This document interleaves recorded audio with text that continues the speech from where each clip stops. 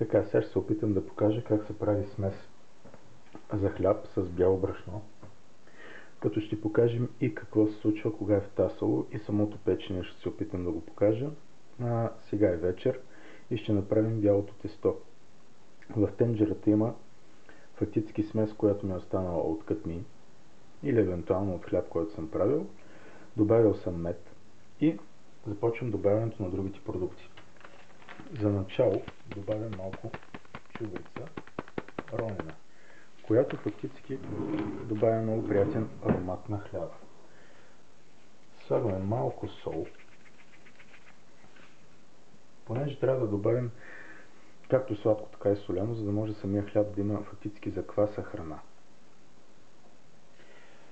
Добавяме водата, която е важна в случая да разредим самия квас. Всичко го правим на око, както и при кътмите, така и тук. Така, сега просто ще е нужно да го размием. Няма значение с какво ще бъркате, въпреки че при някои хора, или поне при някои писания е хубаво да е всичко с дървени прибори и керамика да използваме. Но за случай аз нямам тази възможност, зато и ви показвам обикновено как става цялата процедура. Това размиване е на кваса, който в крайна сметка след малко ще сложим и брашно и всичко нужно. Ако искате да имате по-активен квас, това се прави на котона, като загряваме много леко и нежно и слагаме малко брашно. Но в случая ще го направим по бързата процедура, понеже повечето хора имат работа и е важно всичко да става бързо и лесно, понеже забързаното ежедневие не ни позволява друго. Добавяме лимец. Вече видяхте, че аз добавям лимец навсякъде. Добавяме мак. Така. Слагам малко пчелен прашец. И фънчолет. Така. Слагаме и овесни ядки.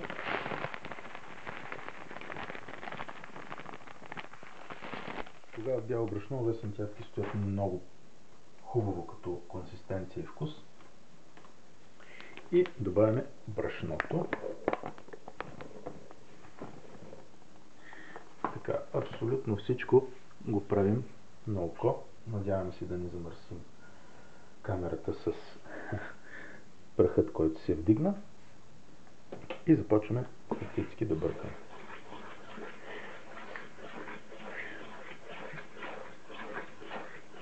В случая ще ни трябва средно голямо тесто, понеже смятаме да направим 2 хляба по около 700 до 1 кг тесто. Сравнително се тегля тестото, на всяка форма слагам от 700 до 1 кг тесто, с което става един доста голям хляб, който лично на мен ми изтрябва дълго време. В случая ще ни трябва още вода и брашно.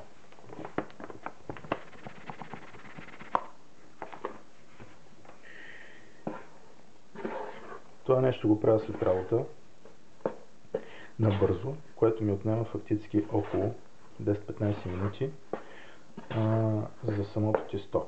Айде да го кажем половин час, като при кътмите по-бързо, и вече си имате за цялата седмица хляб, според това, което идете. Но поне кваса не надува, кваса не ви прави киселини, кваса лекува. И още един куп полезни неща, които са писани в темите, които съм написал. Общо взето това е тестото, което трябва да се получи, но в случая ни трябва малко по-голямо.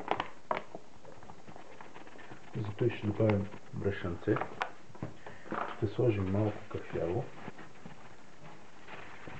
А ако имате ръжено, ръженото предава по-приятен вкус на цялата консистенция. И при самото печене, разбира се, вкусът е много по-приятен. Така, вече имаме тесто, което може да бъркаме и с ръка. Но за сега просто го оформям и показвам как го оформям, понеже съм го говорил на много места и с много хора. И всички се очудват, мислят, че много време изисква и много цапане. Не. Цялата процедура е лесна. Лично за мен отнема малко време, а дава много здраве. Но това си е до човека. Всеки си решава дали ще си дава парите за лекарства или ще си положи малко усилия, за да има хубаво здраве. Така. Оформяме едно меко тесто в случая. И ако имаме време, го умесваме още един-два пъти, преди да легнем. Просто умесваме. И вече на сутринта ще покажем как това тесто ще се е дигнало до капака, без да съм слагал мая, каквито и да набухватели, подобрители и всички неща, които ни вредят.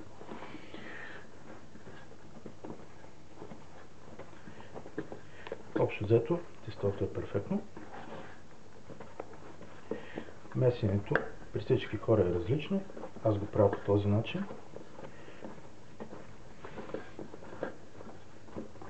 Така.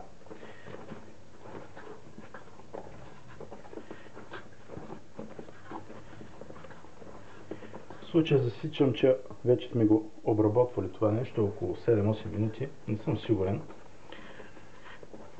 И вече имаме тесто за хляб. Това е тестото. Всичко е слагано на око. Поръсваме го с брашно и оставяме с затворен капак да преседи някъде на топло. В момента е лято, пролет, затова че при всички случаи температурите са положителни. Така самото тесто го оставяме да преседи около 1-2 часа, премесваме и следващото премесване може да чака на сутринта. Ако имаме възможност, е хубаво поне 3 пъти да го премесим през 1 час. По този начин глутена и абсолютно цялата консистенция става активна и кваса фактически активизира всички нужни процеси. За сега е толкова. Допълнителен клип ще направим на сутринта, когато тестото е бухнало. Значи в момента виждате как и колко е то. На сутринта ще покажем как бухва. Благодаря на всички.